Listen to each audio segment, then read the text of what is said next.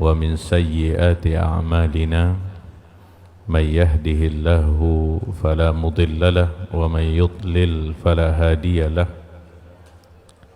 أشهد أن لا إله إلا الله وحده لا شريك له وأشهد أن محمدا عبده ورسوله رب اشرح لي صدري ويسر لي أمري واحلل عقدة من لساني يفقه قولي اللهم زدنا علما وارزقنا فهما اللهم علمنا بما ينفعنا وانفعنا بما علمتنا إنك على كل شيء قدير اللهم يا حي يا قيوم برحمتك نستغيث فأصلح لنا شأننا كله ولا تكلنا إلى أنفسنا طرفة عين. Para ummahat dan akhwat yang dimuliakan oleh Allah Subhanahu wa taala, bersyukur kita kepada Allah Azza wa Jalla atas segala limpahan nikmat karunia anugerah yang telah Allah berikan kepada kita sehingga di pagi hari ini bertepatan dengan tanggal 12 Ramadan 1447 Hijriah, kita kembali dipertemukan oleh Allah Subhanahu wa taala dalam sebuah majelis ilmu, majelis untuk kita saling nasihat menasihati, ingat mengingatkan dalam rangka untuk meningkatkan kualitas penghambaan diri kita kepada Allah Subhanahu wa taala. Salawat dan salam semoga senantiasa tercurah kepada baginda Rasulullah sallallahu alaihi wasallam. Allahumma salli ala Muhammad wa ala ali Muhammad. Semoga salawat dan salam tersebut juga tercurah kepada keluarga beliau, kepada istri-istri beliau ummahatul mukminin, kepada anak-anak beliau, kepada para sahabat radhiyallahu anhum ajma'in, dan orang-orang yang senantiasa istiqomah di dalam mengikuti sunnah-sunnah Nabi Muhammad sallallahu alaihi wasallam ila qiyamis sa'ah. Para ummahat dan akhwat yang dimuliakan oleh Allah Subhanahu wa taala, kita lanjutkan membaca kitab Tanbihat ala Ahkamin Takhtassu bil Mu'minat yang ditulis oleh Syekh Shalih bin Fauzan bin Abdullah Ali Fauzan hafizahullahu taala. Kita masih di Al-Faslu Al-Khamis tentang ahkam takhtassu bil mar'ah fi salatiha, hukum-hukum khusus wanita di dalam ibadah salatnya. Sudah kita pelajari sebelumnya para ummahat dan akhwat yang dimuliakan oleh Allah Subhanahu wa taala, bahwasanya tidak ada larangan bagi seorang wanita untuk keluar ke masjid melaksanakan salat berjamaah bersama kaum muslimin. Tidak ada larangan selama mereka mengikuti kaedah-kaedah, ketentuan-ketentuan yang telah ditetapkan oleh syariat. Jadi bolehnya mereka keluar daripada rumah ke masjid sesuai dengan syarat-syarat yang sudah terpenuhi. Jika syarat-syarat tersebut dipenuhi, maka mereka boleh untuk berangkat ke masjid. Maka jika tidak, maka tidak dibolehkan. Di sini sudah kita pelajari tentang adab-adabnya, adab ketika seorang wanita keluar rumah melaksanakan sholat berjemaah di masjid. Yang pertama, hendaklah tertutup dengan pakaian dan hijab yang kamil. Kita sudah pelajari para ummahat tentang kriteria hijab syar'i di dalam Islam. Yang kedua, antakhruj ghaira mutatayyibah, hendaklah dia keluar tanpa memakai wangi-wangian. Ini syarat yang kedua. Yang ketiga, alla takhruj mutazayyinah bithiyab wal huli, janganlah dia keluar dalam keadaan berhias dengan pakaian dan perhiasan-perhiasannya. Sering kita ingatkan para umat dan akhwat, seorang wanita memakai hijab syar'i tujuannya bukanlah untuk tampil mempesona supaya dia lebih indah dipandang laki-laki, bukan. Tapi tujuannya adalah bagaimana dia menjalankan syariat Islam untuk menutup auratnya. Itu tujuannya.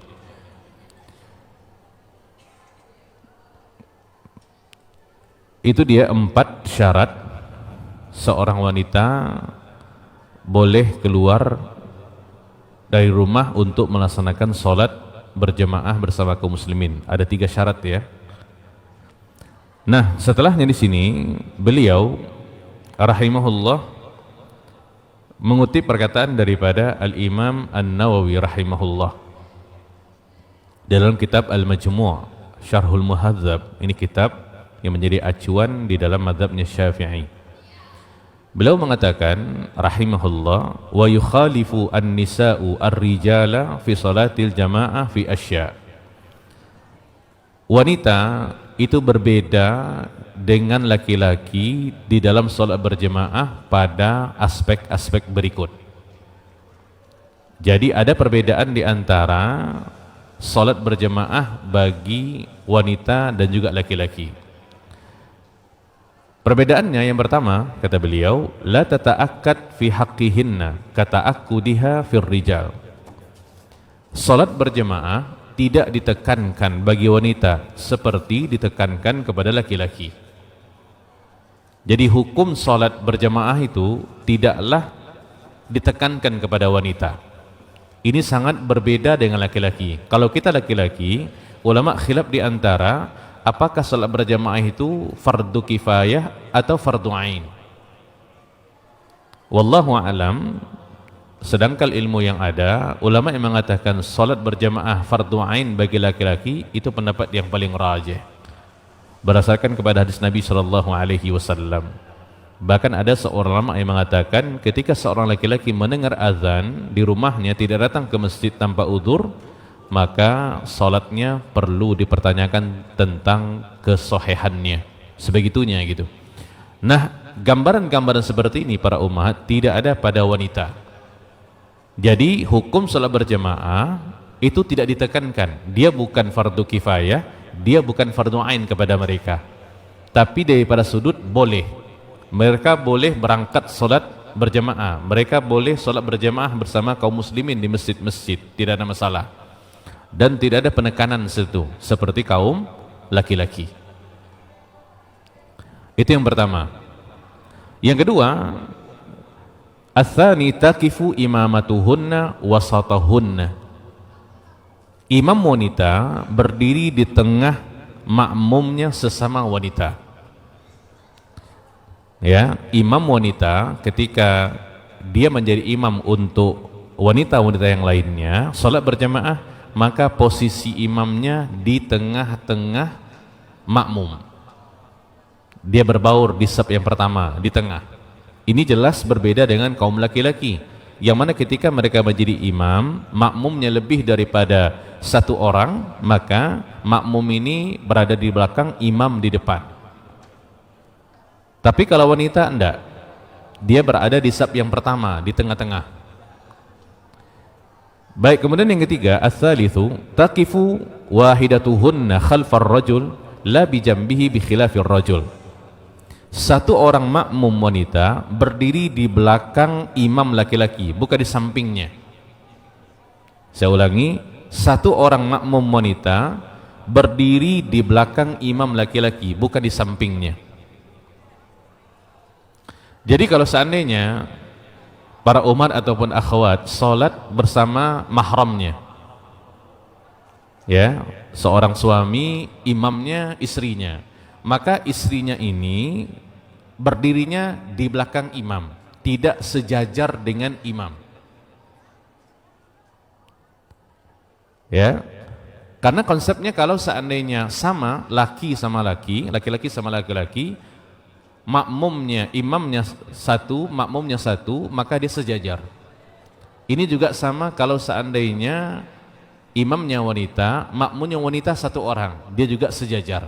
Tapi kalau seandainya makmumnya laki-laki, makmumnya perempuan, imamnya laki-laki, maka makmum yang wanita ini di belakang imam. Jadi kalau ibu-ibu atau akhwat bersama mahramnya salat, ya, dia sendirian yang menjadi makmum, maka suaminya di depan, kemudian istrinya di belakang, tidak sejajar. Ini yang beliau katakan la bijambihi bi khilafir rajul. Baik, kemudian yang keempat, idza shallaina sufufan ma'ar rijal fa akhiru sufufihinna afdalu min awwaliha. Jika wanita ada beberapa saf dalam salat berjamaah dengan laki-laki, ada saf pertama, saf kedua, saf ketiga, maka beliau mengatakan fa akhiru sufufihinna, maka saf yang terakhir itu adalah saf yang lebih afdal daripada saf yang pertama. Ini untuk safnya wanita. Jadi kalau kaum wanita salat bersama kaum muslimin di masjid-masjid, maka saf yang paling afdal adalah yang paling belakang. Ini sangat berbeda dengan laki-laki. Laki-laki kami yang paling afdal safnya adalah yang paling depan. Ya. Di sini beliau mengatakan intaha kalamu rahimahullah. Dia sampai di sini perkataan daripada Imam An-Nawawi. Ini diantara perbedaan-perbedaan terkait laki-laki dan wanita di salat berjamaah. Hukum salat berjamaah tidak ditekankan kepada wanita.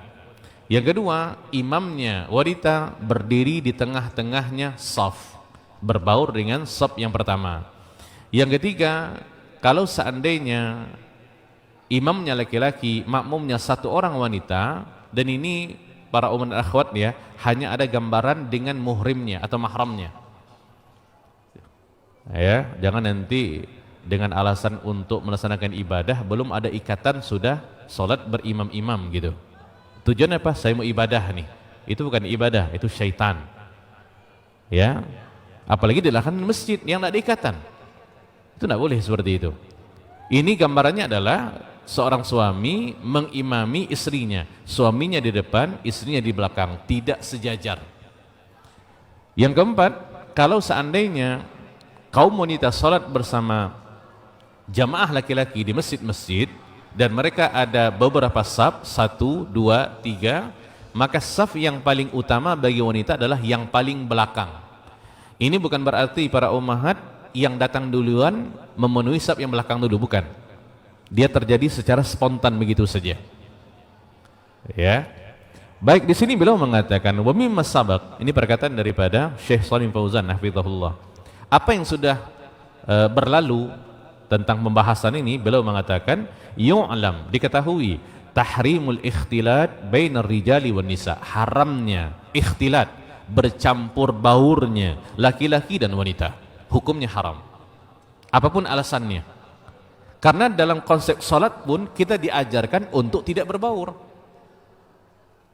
Ketika kaum wanita salat bersama jamaah kaum muslimin di masjid-masjid, maka saf yang paling afdal untuk mereka adalah yang paling belakang, bukan yang paling depan. Kenapa demikian? Karena kalau yang paling depan itu lebih dekat kepada safnya laki-laki. Ini diantara kesimpulan daripada para ulama. Nah, di sini diketahui bahwasanya hukumnya haram ikhtilat, bercampur baurnya laki-laki dan wanita. Dalam salat pun tidak boleh, lagi di luar salat. Ini para umat dan akhwat prinsip di dalam beragama.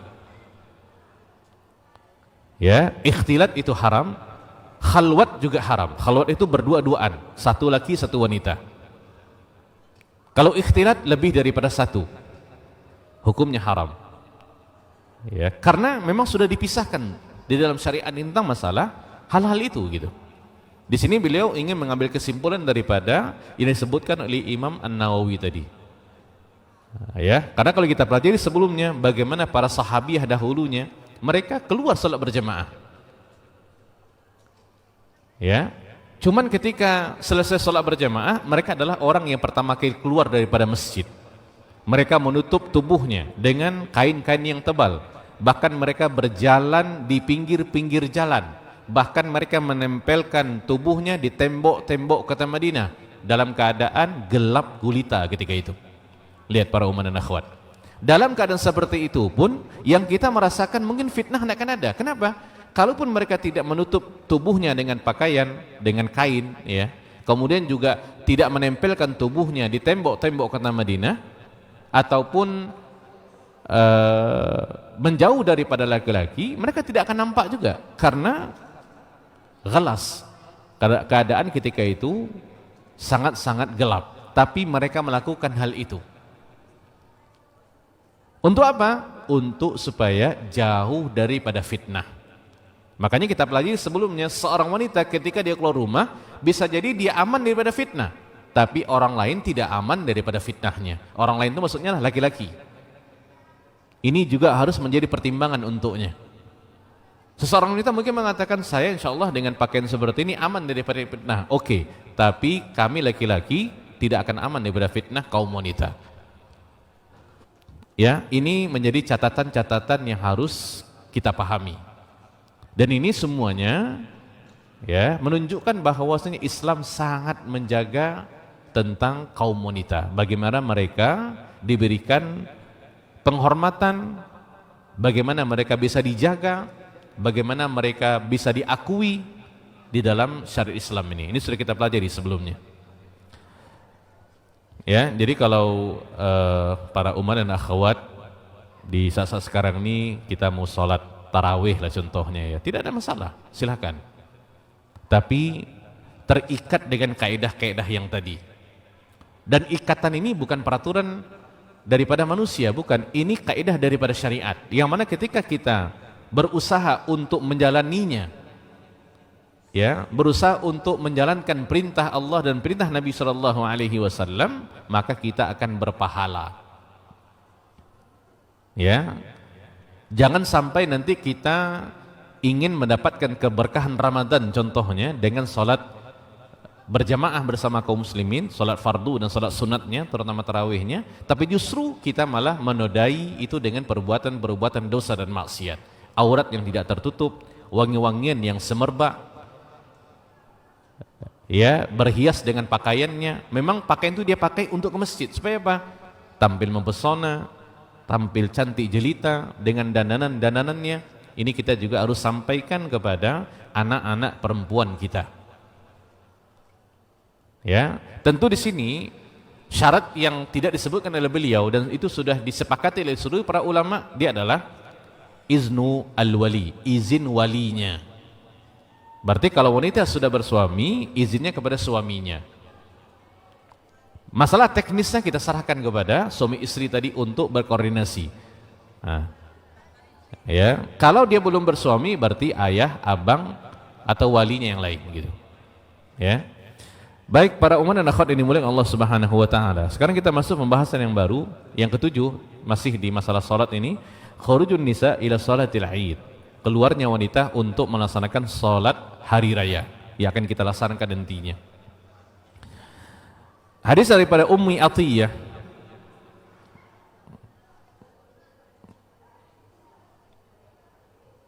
radhiyallahu anha qalat, beliau mengatakan, amarna Rasulullah sallallahu alaihi wasallam an nukhrijahunna fil fitri wal adha. Dari Ummu Atiyah mengatakan, kami diperintahkan oleh Nabi sallallahu alaihi wasallam an nukhrijahunna, untuk mengeluarkan kaum wanita pada pelaksanaan salat Idul Fitri 1 Syawal dengan Idul Adha 10 Zulhijjah. Siapa mereka ini? Beliau menerangkan, yang pertama adalah al-awatiq. Al-awatiq ini para umat dan akhwat adalah gadis-gadis perawan. Wal huyyad, ini wanita-wanita yang sudah datang haid. Wazawatul khudur, dan wanita-wanita yang di pingitan, yang sangat jarang keluar. Jadi kalau salat Id, Ummu Atiyah mengatakan apa? Nabi memerintahkan kepada kami untuk mengeluarkan perempuan-perempuan ini semuanya. Fa'ammal huyyat, adapun wanita yang datang haid, fayatazilna shalah, maka mereka harus mengasingkan dirinya daripada tempat sholat. Mereka tidak boleh ada di situ. Ini kalau seandainya sholat itu dilaksanakan di masjid, sholat Id. Yang kita tahu afdolnya dilaksanakan di tanah lapang. Nah, kalau dia wanita dalam keadaan haid, maka tidak boleh sholat. Di sini ulama mengambil kesimpulan bahwasanya wanita yang haid tidak boleh duduk berdiam di masjid. Ya. Wa fi lafzin, di lafaz yang lainnya, al-musalla. Musalla ini tempat salat. Wa yashhadnal khaira wa da'watal muslimin. Nah, kenapa wanita-wanita haid yang tidak salat juga disuruh keluar melaksanakan salat Id? Agar mereka bisa menyaksikan kebaikan-kebaikan dan juga bisa menyaksikan doanya kaum muslimin ketika itu. Sangat banyak kebaikan-kebaikan yang akan mereka lihat ketika itu. Ya.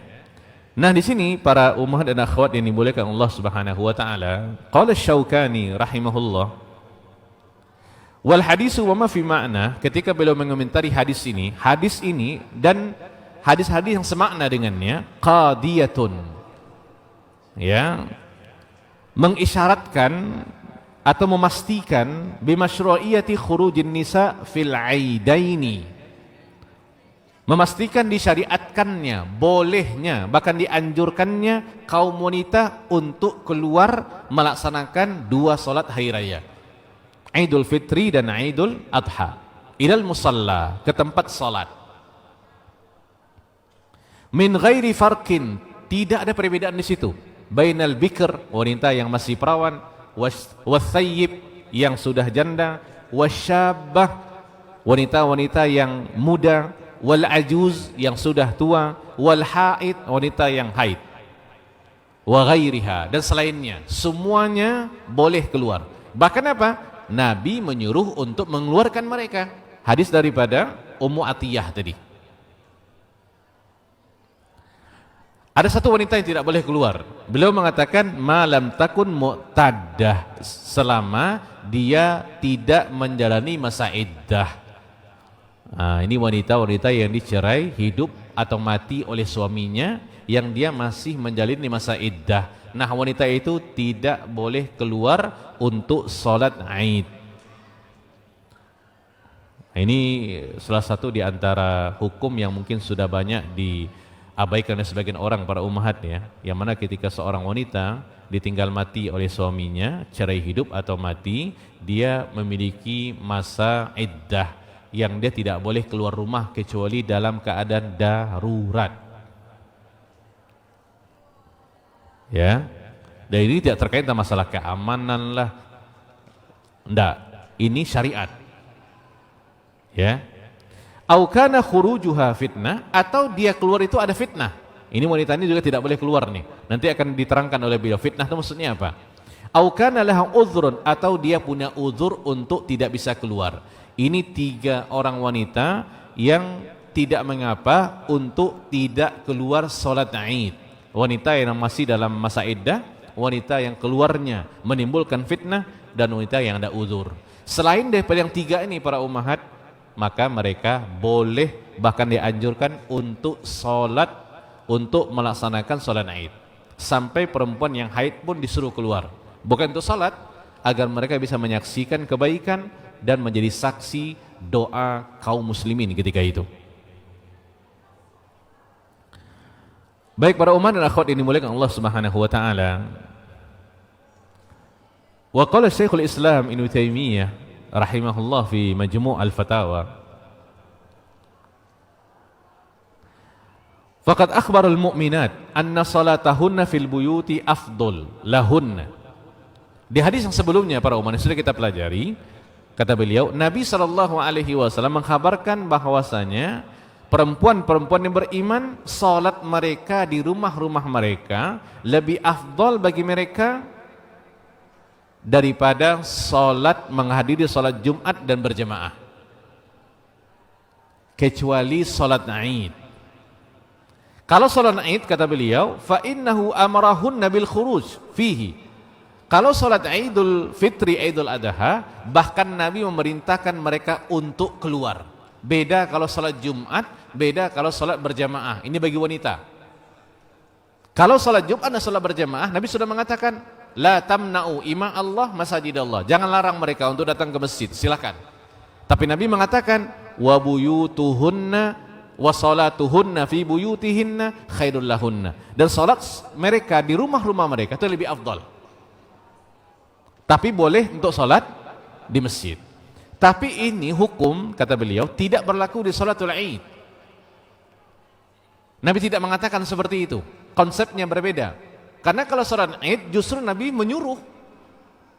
Bahkan Nabi memerintahkan kepada Ummu Atiyah di hadis yang di atas agar Ummu Atiyah mengerahkan kaum wanita untuk keluar.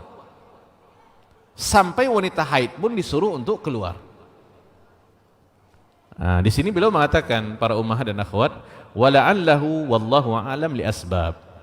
Semoga hanya Allah yang mengetahui, yang paling mengetahui sebab-sebabnya adalah kenapa seperti itu.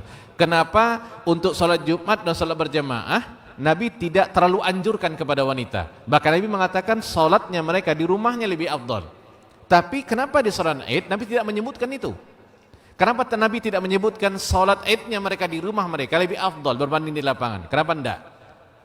Ini poinnya para umat. Sebabnya kata beliau rahimahullah, ahadiha yang pertama, annahu fis sanah marrataini faqubila bi khilafil jum'ah wal jamaah. Kita mengetahui salat Id itu hanya 2 kali dalam setahun. Satu salat Idul Fitri di 1 Syawal, satu di salat Idul Adha di 10 Zulhijjah. Maka bisa diterima gitu untuk mereka salat di luar, tidak di rumah gitu. Ini berbeda dengan salat Jumat dan salat berjamaah. Tentu secara frekuensinya salat Jumat dan salat berjamaah lebih sering gitu berbanding salat Id. Oleh karena Nabi menyuruh kaum wanita untuk keluar di salat Id, tidak untuk salat Jumat dan salat berjamaah. Ya, ini yang pertama para umat.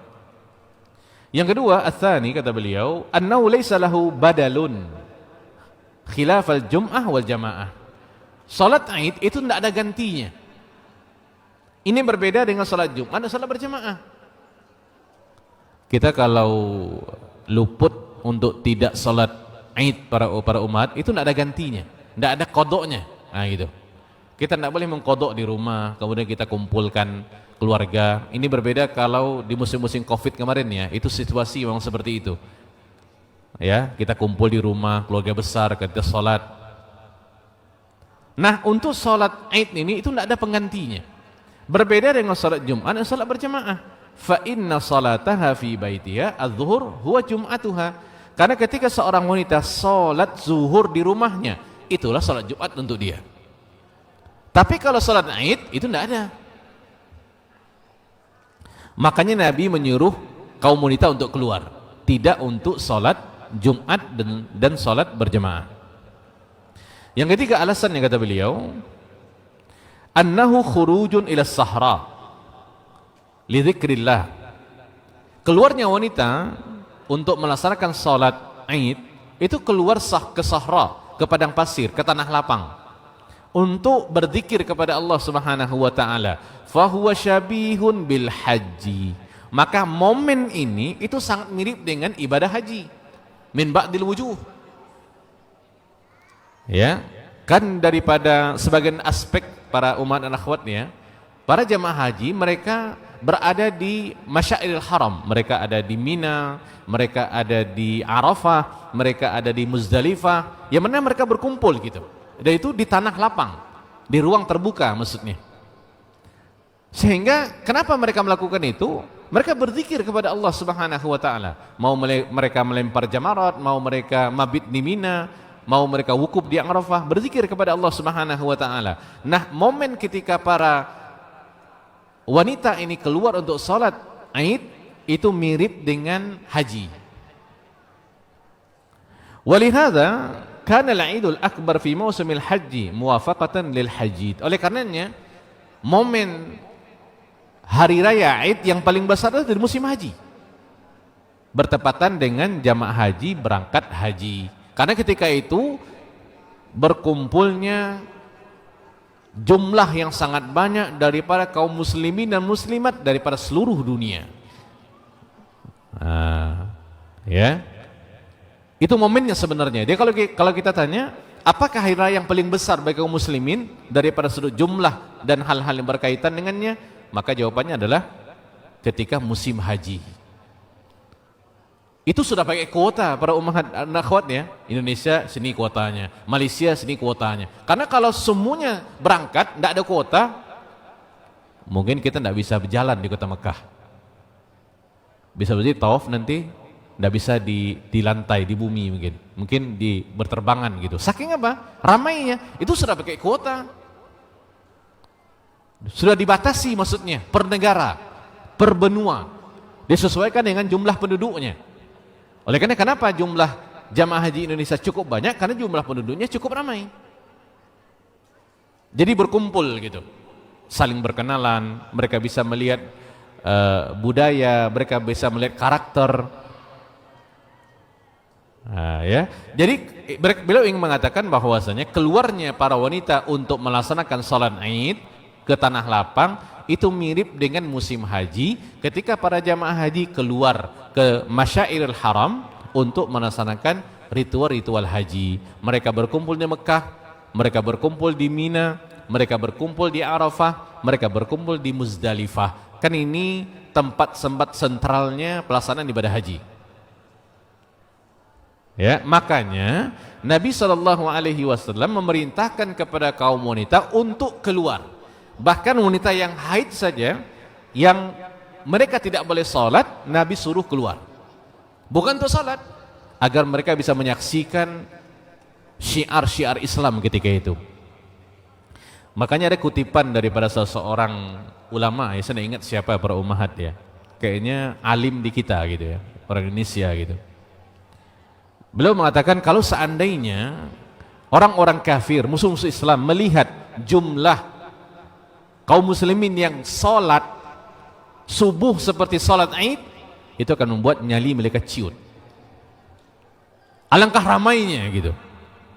Tapi kan malangnya ada seperti itu para umat. Salat subuh, salat yang paling mulia justru 2-3 saf cuman. Di sebagian tempat mungkin garinnya kemudian imamnya, makmumnya sudah tua-tua gitu. Ya, karena memang awal daripada keberkahan waktu itu di waktu subuh gitu. Ini menunjukkan bahwasanya ini syiar Islam gitu. Yang mana kaum muslimin keluar untuk melaksanakannya. Disinilah para umat dan akhwat pentingnya untuk tentang masalah penetapan kapan mulai puasa, penetapan hari raya itu diserahkan kepada pemimpin kaum muslimin. Ya, sehingga tercipta persatuan, nampak syiarnya gitu. Ya, itu disebut hadis Nabi SAW. Ya, puasa itu di hari kaum muslimin berpuasa, Aid itu di hari kaum muslimin Aid, Idul Fitri dan Idul Adha gitu. Jadi diserahkan kepada pemimpin kaum muslimin. Nah, di sini para umat dan akhwat yang dimuliakan Allah Subhanahu wa taala, ada sedikit hal yang disebutkan oleh Asy-Syafi'iyah ya. Ini Asy-Syafi'iyah ini pengikut dari Imam Syafi'i. Di situ mereka mengatakan, ulama-ulama Syafi'iyah, wa qayyada asy-Syafi'iyah,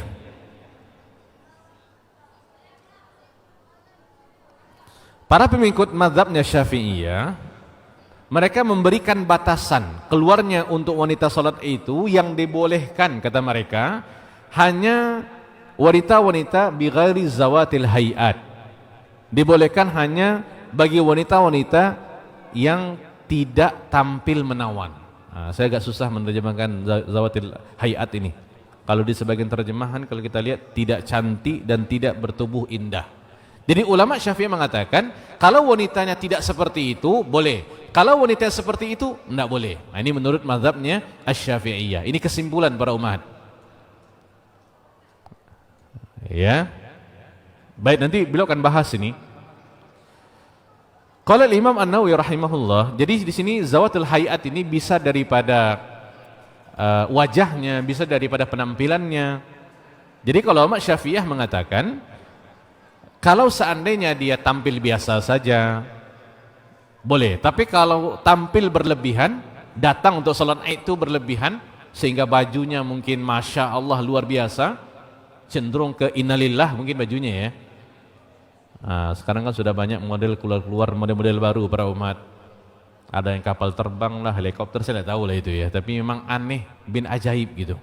Sudah kita sering kita sampaikan para umat, standarnya syariat, bukan selera. Sekali lagi, para ummah dan akhwat memakai hijab syar'i, pakaian menutup aurat adalah untuk menutup aurat, bukan untuk bergaya-gaya.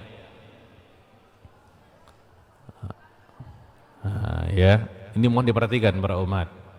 Ini mengatakan pengikut mazhab Syafi'iyah tuh. Ya, kita orang Indonesia ini kan mengklaim mazhabnya Syafi'i. Berkata Imam Nawawi dalam kitab Al-Majmu', qala Syafi'i wal ashab rahimahullah, yustahabbu lin nisa, dianjurkan bagi wanita-wanita ghairu zawatil hayat, wanita-wanita yang tidak cantik, wanita-wanita tidak tampil menawan, huduru salatil Id, untuk hadir di salat akhir raya. Coba lihat para umat. Ya, sekali lagi ini istinbat para ulama, pandangan mereka gitu. Wa amma zawatul hayat, adapun wanita-wanita yang cantik, tampil cantik, menawan dengan segala aksesorisnya, fayukrahu huduruhunna, maka kehadiran mereka tidak dianjurkan. Ya, ini bukan diskriminasi, bukan. Pasti ulama kita menyimpulkan sesuatu, mereka punya alasan. Walaupun itu bukan dalil, itu pandangan. Ila angkal, sampai beliau mengatakan, wa idza kharajna, apabila mereka keluar, kaum wanita tadi, ustuhibba, dianjurkan khurujuhunna, keluarnya mereka, fi thiyabin badhilah, memakai pakaian-pakaian yang sederhana.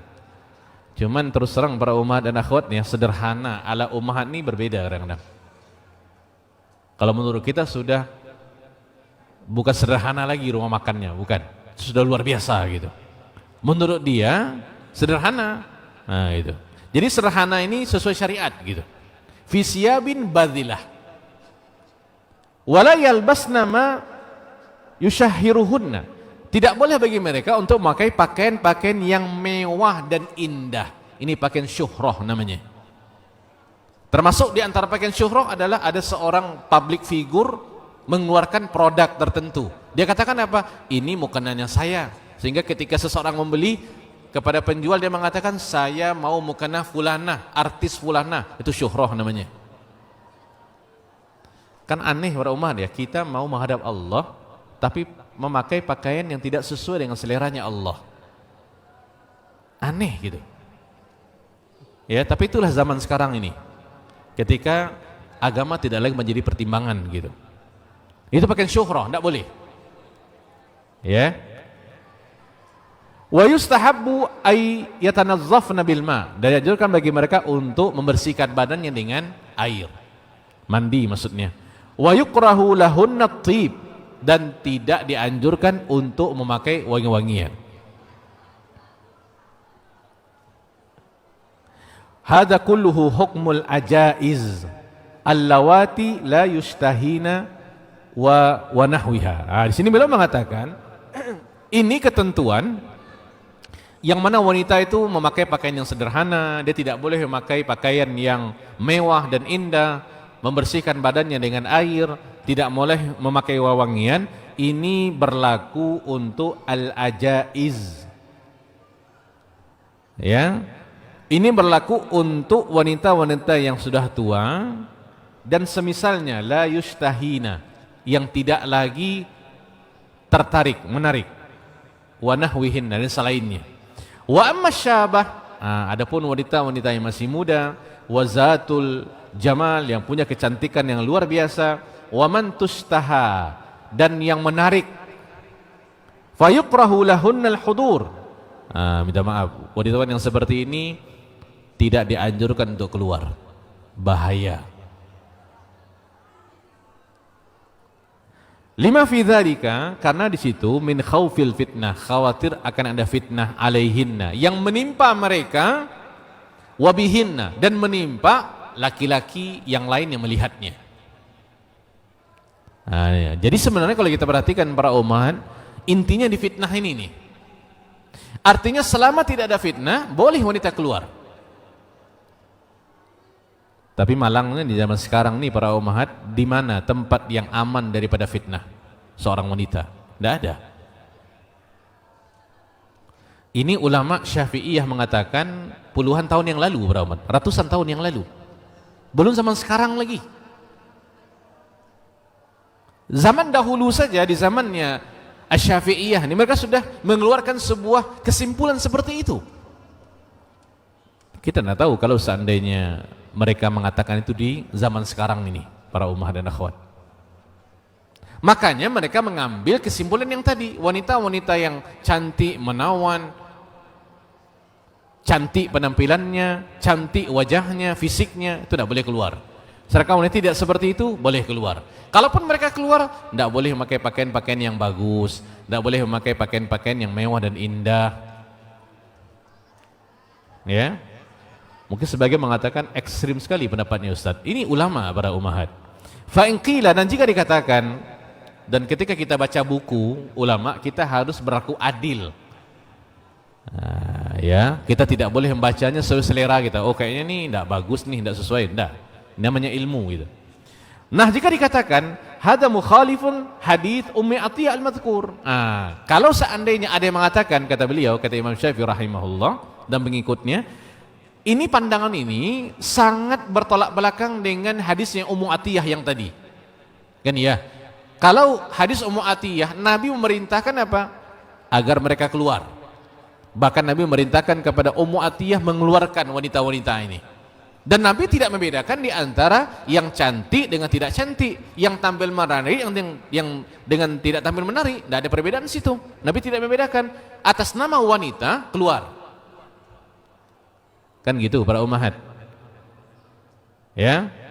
Qulna, di sini beliau menyebutkan tentang dalilnya. Kenapa beliau dan para pengikutnya berpendapat seperti itu? Kami mengatakan, sabata fi sahihain, telah tetap hadis di Bukhari dan Muslim an Aisyah radhiyallahu anha, hadis daripada Aisyah radhiyallahu anha, qalat, beliau mengatakan, lau adraka Rasulullah sallallahu alaihi wasallam ma ahdasan nisa'u, kalaulah seandainya Nabi sallallahu alaihi wasallam mengetahui apa yang terjadi kepada wanita di zaman sekarang, ya, lamana'ahunna, pasti Nabi melarang wanita-wanita kama muni'at nisa'u Bani Israil, sebagaimana dilarangnya wanita-wanita Bani Israil untuk keluar. Ini kata siapa? Aisyah radhiyallahu anha di zaman beliau, Ummul Mukminin.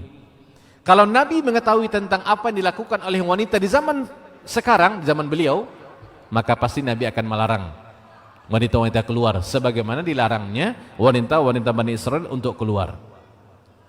Wali'annal, ini landasannya, ini dalilnya. Makanya mereka Syafi'iyah mengeluarkan pendapat yang tadi, sehingga mereka memisahkan, membedakan di antara wanita zawatul hayat dengan wanita ghairu zawatil hayat, dibedakan. Dan alasan yang lainnya kata beliau dan juga Syafi'iyah yang lainnya, wali annal fitana, karena fitnah-fitnah itu, wa asbab syarri, dan sumber-sumber kejahatan, fi hadhil a'sar, di zaman-zaman sekarang ini, kathiratun, sangat banyak. Ini zamannya mereka ini, ratusan tahun yang lalu. Bi khilafil asril awal, wallahu a'lam. Ini berbeda dengan generasi yang pertama di sahabiyah, yang Nabi perintahkan untuk mereka keluar salat Id. Ini sangat berbeda zamannya, sangat berbeda generasinya. Ya, sedangkan Aisyah saja radhiyallahu anha mengatakan, kalau seandainya Nabi melihat ini, apa yang terjadi pada wanita di zaman Aisyah itu radhiyallahu anha, Nabi akan melarang. Apalagi zaman sekarang.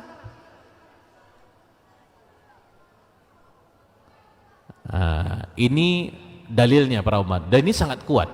Dalilnya kuat dan wujuhul istidlalnya kuat. Wujuhul istidlal itu maksudnya sisi pendalilannya kuat. Nah, daripada sinilah makanya para ulama Syafi'iyah mengikat yang tadi. Ya, membatasi yang boleh keluar itu adalah ghairu zawatil hayat. Sedangkan yang zawatul hayat, yang punya penampilan yang menarik, yang wajah menarik, nah itu tidak boleh. Ini alasan mereka. Ya, tentu di sini para ulama yang mulia Allah Subhanahu wa taala, kalau ada ya seorang wanita dia tidak keluar berpegangan dengan ini, sah-sah saja, tidak ada masalah. Ini masalah khilafiyah, ijtihadiyah daripada ulama. Sekalipun mereka keluar dalam keadaan mungkin penampilan yang menarik ini sesuai syar'i para ummahat ya, bukan hawa nafsu, maka sah-sah saja selama mereka merasa aman daripada fitnah. Apalagi ketika mereka keluar dengan mahramnya, mereka keluar dengan suaminya, dengan abangnya, dengan pamannya. Makanya jadi disebutkan bisa jadi mereka aman daripada fitnah, tapi orang lain, laki-laki yang lain tidak aman dari fitnahnya wanita. Ini bisa-bisa nanti karena tidak memperhatikan hal seperti itu para umat dan akhwatnya, di hari pertama Idul Fitri itu habis pahala kami laki-laki yang 30 Ramadan itu, 30 hari itu. Nah, karena Nabi sudah mengatakan, aku tidak pernah meninggalkan fitnah yang lebih besar setelahku selain daripada fitnah yang wanita kepada laki-laki. Fitnah itu prinsipnya dijauhi, dihindari, bukan didekati. Sebagian kita kadang-kadang kepo, iya ya, seperti cobalah.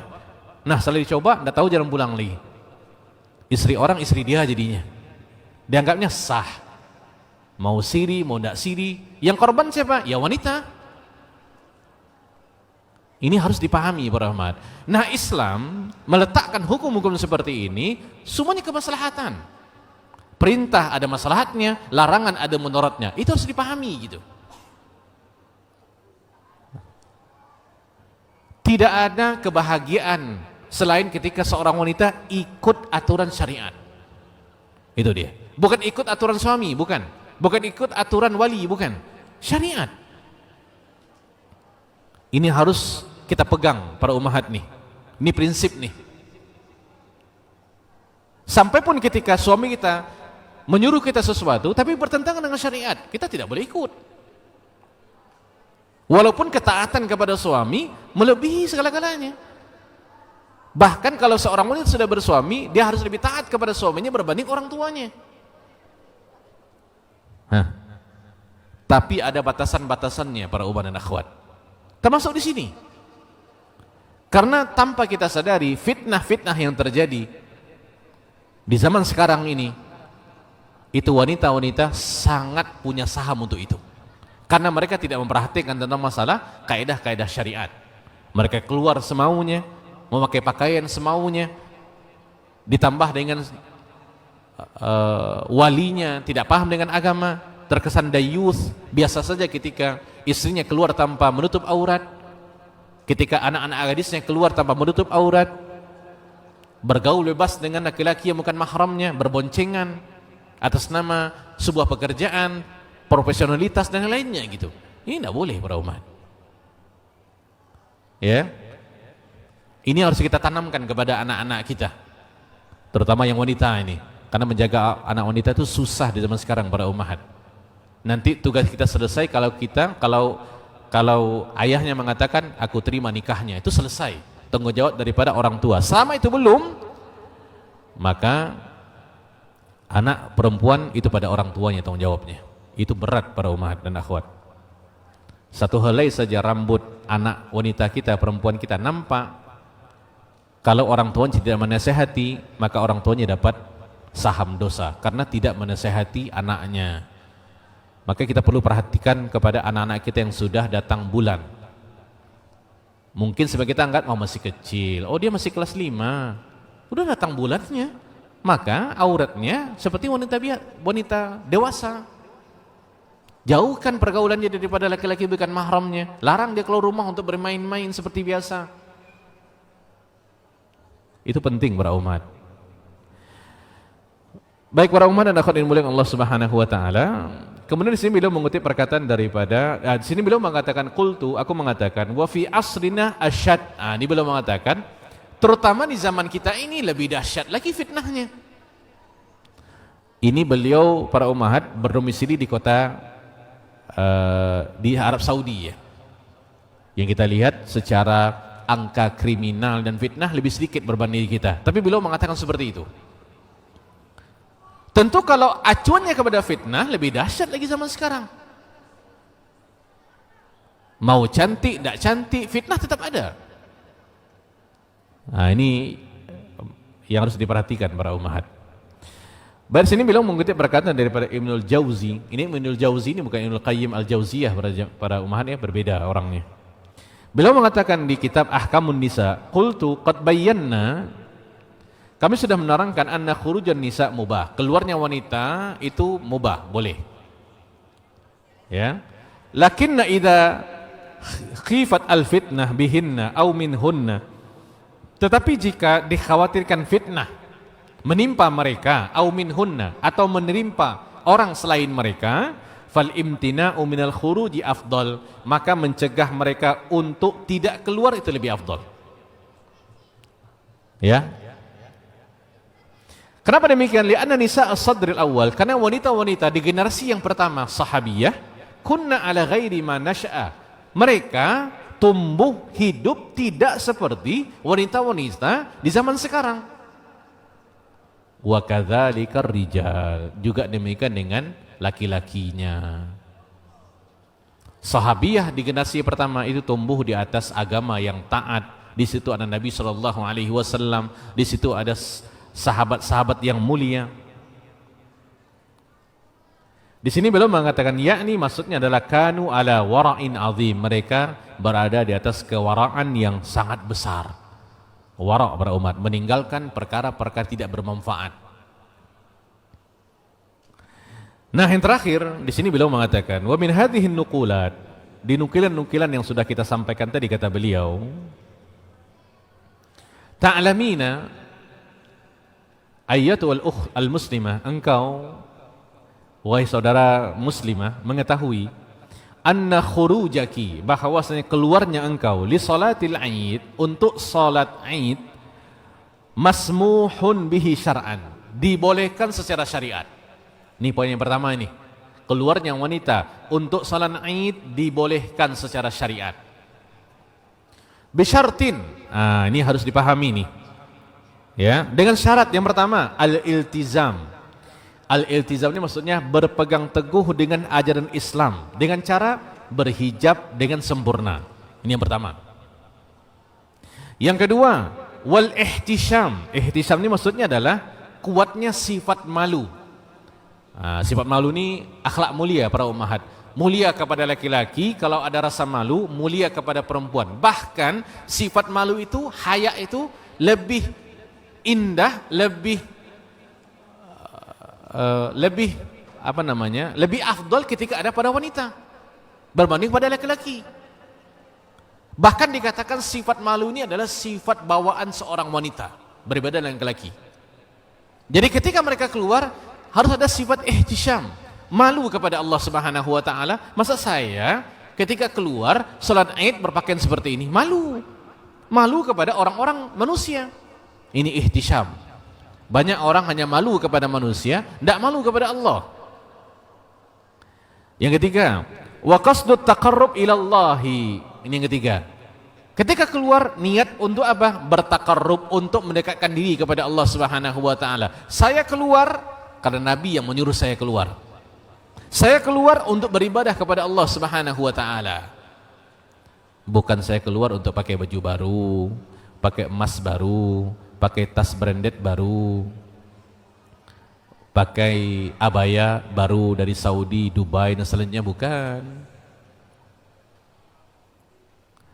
Ini niat para ummahat, ya. Ini niat. Bukan enggak boleh pakai pakaian itu. Tapi ini niat. Seseorang diberikan pahala sesuai dengan niatnya. Wa musyarakatil muslimina fi da'awatihim, dan agar mereka bisa membersamai kaum muslimin di doa-doanya mereka. Wa izhar syiaril Islam, dan untuk menampakkan syiarnya Islam sehingga nampak gitu. Yang keluar itu bukan laki-laki saja, wanita juga.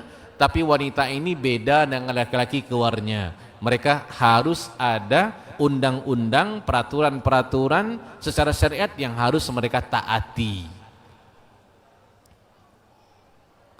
Walaisal murad, bukanlah maksud daripada keluarnya wanita itu arduz zina. Nah, ini yang kita katakan tadi para umat. Bukan untuk menampakkan perhiasan, aksesoris, ya, untuk menampakkan di jarinya ada cincin besar, di lengannya ada gelang besar, bukan. Wa ta'arudil fitnah, atau untuk memaparkan dirinya kepada fitnah. Fatanabbahi lidzalika, berhati-hatilah wahai saudaraku muslimah untuk hal-hal seperti itu. Jangan justru karena kita ingin keluar melaksanakan perintah Nabi, justru kita malah melakukan larangan Nabi sallallahu alaihi wasallam. Ini tugas para suami dan wali untuk mengingatkan. Ya, ini penting para ummahat. Makanya kita belajar agama kan. Kita belajar agama itu bukan untuk menuding jari kepada oh fulanah yang salah nih, oh ini salah nih, bukan. Tapi untuk memperbaiki diri. Untuk meningkatkan kualitas penghambaan diri kita kepada Allah Subhanahu wa taala. Yang mungkin selama ini kita keluar salat Id juga, tapi niatnya mungkin salah, pakaian pun mungkin salah gitu ya. Ini yang harus kita pahami. Mungkin ini para umat dan akhwat untuk materi kita di pagi menjelang siang ini. Ya, makanya tadi para umat kita tidak ambil tema tentang Ramadan ya, karena tema kita di hari ini pun sangat-sangat sesuai dengan saat sekarang ini, apalagi ini sudah 12 Ramadan, 22 atau 21 hari ke depan kita akan melaksanakan sholat Id. Semoga Allah panjangkan umur, Allah berikan kesehatan kepada kita. Tentu kita ingin belajar agama itu para umat untuk mengupgrade pengetahuan dan untuk juga menambah keyakinan kita dalam beribadah kepada Allah. Bagi seorang wanita yang keberadaan mereka itu sangat-sangat sentral dalam masalah agama ini. Baik, demikian yang dapat saya sampaikan, mudah-mudahan bermanfaat. Mohon maaf mungkin kata-kata tidak pada tempatnya. Kadang-kadang para umat ketika kita menerjemahkan seperti zawatul hayat, saya agak kurang nyaman kalau menerangkan wanita-wanita yang punya wajah cantik, seolah itu seperti body shaming dan selanjutnya ya. Tapi ini sebenarnya lebih kepada penampilan ya. Ya, kan kecantikannya itu kan relatif di orang-orang. Ada yang mengatakan ini cantik, ada itu cantik. Itu poinnya bukan itu. Tapi berusaha untuk menghindar daripada hal-hal seperti itu. Karena pada intinya seorang wanita, siapapun mereka adalah orang-orang yang cantik itu. Baik, demikian. Ada 2 pertanyaan untuk kuis ya, seperti biasa. Kita lebih anjurkan kepada yang belum pernah menang ya, walaupun sudah pernah menjawab sebelumnya.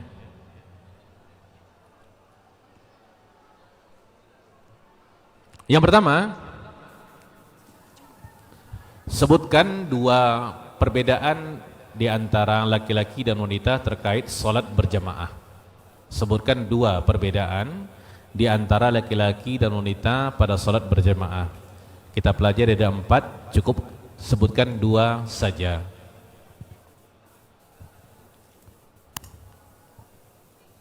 Silakan.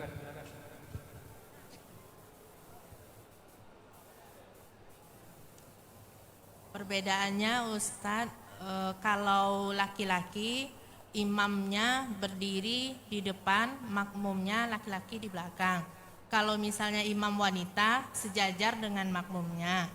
Oke, satu. Yang kedua, kalau laki-laki saf yang pertama lebih afdol. Kalau untuk wanita yang sholatnya ada laki-lakinya, maka saf terakhirnya yang lebih afdol. Baik, betul para umat ya? Betul ya. Baik, nanti silakan yang menjawab tadi mengambil hadiahnya di admin ya. Baik, yang kedua.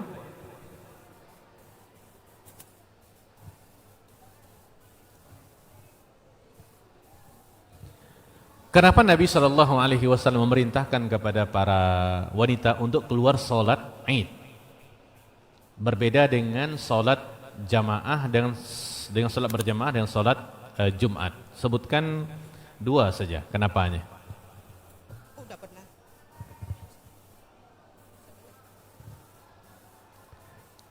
Kenapa Nabi SAW memerintahkan kepada kaum wanita untuk keluar sholat Id?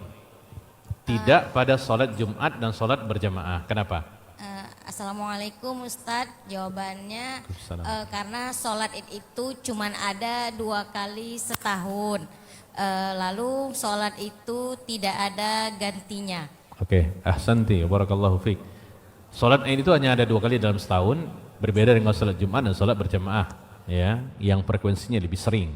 Kemudian salat Id itu tidak ada gantinya, berbeda dengan salat Jumat dan salat berjamaah. Kalau salat Jumat, salat zuhurnya wanita di rumahnya itu salat Jumat. Sedangkan salat berjamaah, salatnya wanita sendirian di rumahnya itu sudah dikatakan pengganti daripada salat berjamaah. Ahsanti, ya.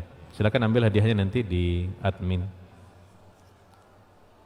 Baik, kita jawab beberapa pertanyaan yang sudah disampaikan oleh para umat dan akhwat.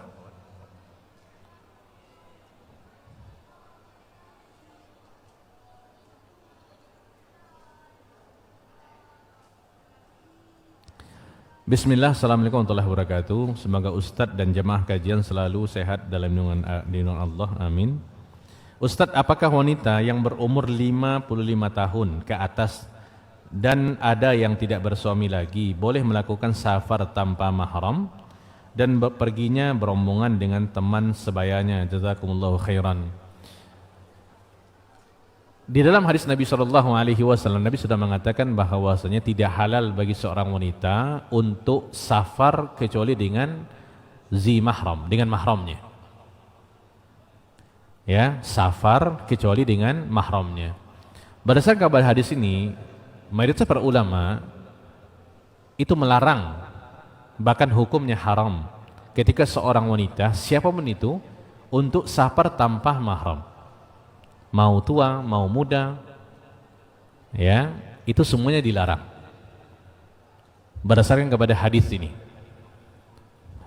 Ya, safar itu adalah perjalanan-perjalanan yang memakan waktu dan hari. Maka wanita harus memiliki mahram. Bahkan sebagian ulama mengatakan kalau dia bepergian tanpa mahram maka dia berdosa. Ini kalau kita kaitkan kepada hukum haji dan umrah para umat dan akhwat, ya. Kan banyak yang bertanya, Ustadz, kalau kita pergi umrah atau haji kita tidak ada mahram, tidak ada suami lagi, ya. Kemudian orang travel mengatakan boleh mahramnya sama teman-temannya. Nah, coba tanya ke orang travel itu, dalilnya mana gitu. Ya, itu yang pertama. Yang kedua, ulama pernah ditanya tentang apakah hukumnya seorang wanita melaksanakan haji umrah tanpa mahram. Maka jawaban daripada mereka rahimahullah, mereka mengatakan ibadah hajinya sah tapi dia berdosa. Ya. Ini masalah prinsip dalam beragama para umat. Kita tidak nafikan, ya, ada di situ sebagian kecil dari para ulama yang bolehkan dengan alasan yang tadi. Jadi memang tidak ada mahramnya, tapi dia dimahramkan dengan teman-teman sebayanya. Tentu pertanyaannya adalah ada dalilnya enggak? Atau itu hanya dalih saja?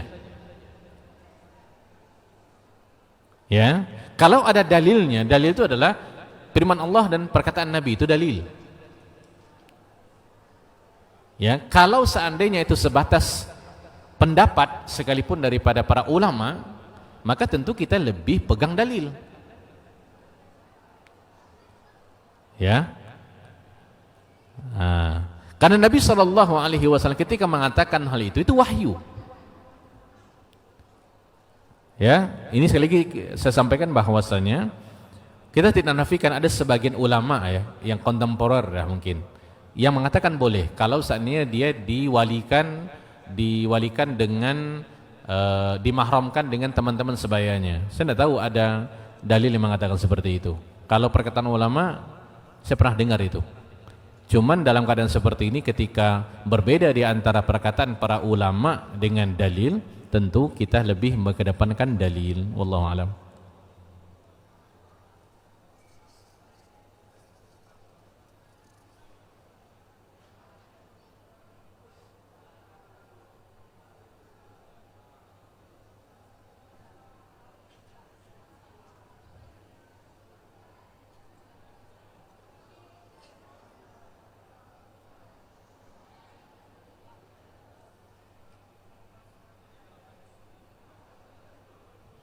Assalamualaikum warahmatullahi wabarakatuh. Ustaz, waalaikumsalam warahmatullahi wabarakatuh. Izin bertanya Ustaz, ketika kita sholat berjamaah sholat zuhur dan asar yang disirkan, apakah boleh kita membaca beberapa surat karena imamnya belum selesai membaca? Jazakumullahu khairan wa iyyak. Baik para umat dan akhwat yang mulia Allah Subhanahu wa taala, ketika salat sir di rakaat yang pertama dan kedua, kita dianjurkan baca surat pendek setelah Al-Fatihah. Itu iya. Ya. Tetapi di rakaat yang ketiga dan keempat, kita tidak disarankan untuk membaca selain Al-Fatihah. Begitu kaidahnya. Ya. Jadi di salat zuhur contohnya, di rakaat pertama dengan kedua, imam angkat takbir, kemudian baca doa istiftah dulu, kemudian Al-Fatihah, kemudian surat pendek, surat lah gitu ya. Kemudian dia diam saja, bisa jadi mungkin dia bacaannya cukup panjang gitu, kita tidak tahu ya. Maka kalau kita membaca surat pendek boleh, kalau kita hanya hafal mungkin di juz-juz yang 30, apa kita baca 3 qul, tidak ada masalah. Itu di rakaat yang pertama dan yang kedua. Tapi kalau di rakaat yang ketiga dan keempat memang tidak ada anjurannya untuk kita baca surat pendek itu. Makanya kalau salat sir di rakaat yang ketiga dan keempat itu biasa durasinya lebih pendek berbanding 1 dan 2. Karena memang imam tidak baca surat pendek ketika itu. Itu yang saya tahu, wallahu alam.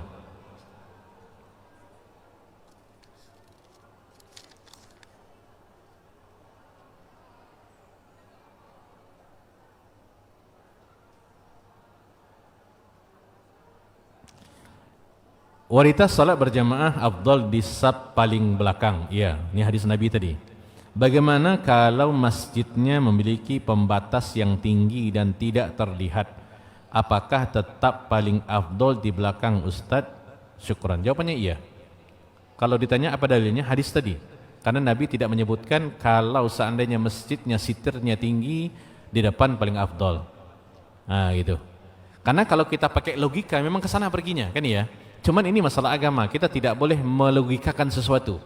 Kita anggap mungkin kalau masjidnya seperti masjid kita ini, yang wanita ada di atas, sehingga tidak pakai tirai pun tidak akan nampak, tentu lebih aman nih. Nabi tidak merinci tentang masalah itu. Kalau wanita sholat bersama kaum muslimin berbaur di satu tempat, seperti masjid kita ini, dan di mana-mana saja seperti itu, maka kaidah tadi dipakai. Yang paling afdal adalah yang paling belakang. Dengan catatan ini bukan berarti yang datang duluan buat saf di belakang, bukan. Makanya tadi yang sudah kita pelajari di sini menunjukkan bahwasanya dilarangnya, haramnya hukum al-ikhtilat, berbaur. Sedangkan di salat saja itu sangat dijaga, yang mungkin orang tidak mungkin melakukan hal-hal yang aneh gitu. Kan iya, ini salat loh. Tapi tetap kaidahnya seperti itu. Apalagi di dalam keadaan-keadaan yang lain di luar salat. Nah, ya ini penting para umat dan akhwat untuk kita pahami. Baik, mungkin demikian. Mudah-mudahan bermanfaat kajian kita di hari ini, ditimbang sebagai sebuah amal kebaikan untuk kita bisa mengisi hari-hari Ramadan kita dengan ketaatan kepada Allah Subhanahu wa taala dengan thalabul ilmi syar'i. Dan kita tahu menuntut ilmu itu adalah ibadah yang paling mulia. Jika kita mendapatkan ilmu yang bermanfaat, tujuan adalah agar kita bisa mengamalkannya. Baik, mungkin demikian. Kita berdoa kepada Allah Subhanahu wa taala, semoga Allah menjadikan kita orang-orang yang berpuasa di Ramadan dengan penuh keimanan dan ihtisab mengharapkan pahala, orang-orang yang mendirikan malam Ramadan dengan penuh keimanan dan mengharapkan pahala, orang-orang yang mendirikan, menghidupkan malam Lailatul Qadar dengan iman dan ihtisab mengharapkan pahala, diampunkan dosa-dosa telah berlalu. Mungkin demikian. Wassallallahu wasallam nabiyina Muhammadin wa ala alihi wa sahbihi wasallim. Subhanakallahumma wa bihamdika asyhadu an la ilaha anta astaghfiruka wa atubu ilaik. Wassalamualaikum warahmatullahi wabarakatuh.